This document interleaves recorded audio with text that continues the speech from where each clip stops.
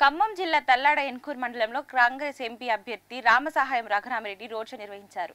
ఈ రోడ్ షోలో రెవెన్యూ శాఖ మంత్రి పొంగులేటి శ్రీనివాసరెడ్డి హాజరై మాట్లాడారు. కేంద్రంలో మతత్వ బీజేపీ ప్రభుత్వాన్ని గద్దెదించాలని మంత్రి పిలుపునిచ్చారు.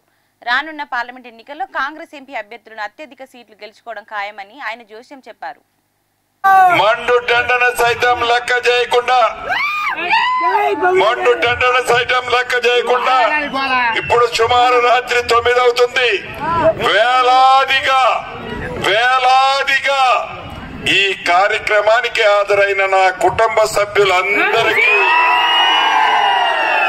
శిరస్సు వంచి పేరు పేరున హృదయపూర్వక నమస్కారాలు, అభినందన. ప్రభుత్వంలో పడ్డ ఇబ్బందులు, గత ప్రభుత్వంలో ఉన్న నాయకుల పదవులు ఎప్పుడూ మాకే ఉంటాయని ఇబ్బంది పెట్టిన తీరు, గత ప్రభుత్వంలో అహంకారపూరితంగా ఉన్న నాయకులకి మొన్న ఎన్నికల్లో చెంప మీద కొడితే ఈనాడు ఏ పార్టీ అయినా బీజేపీ పార్టీకి తొత్తు పార్టీగా బీఆర్ఎస్ పార్టీ ఉన్నది అనేది చెప్పకుండానే నిన్న ఖమ్మంలో ఆనాటి ముఖ్యమంత్రి గారు చెప్పింది మీరందరూ విన్నారు. అదేంటో మీకు చెప్తాను.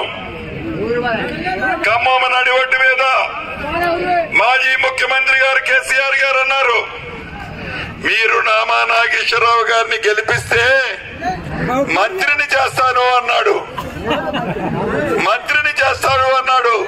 అంటే నువ్వు ఏ పార్టీతో పొత్తులో ఉంటున్నావు?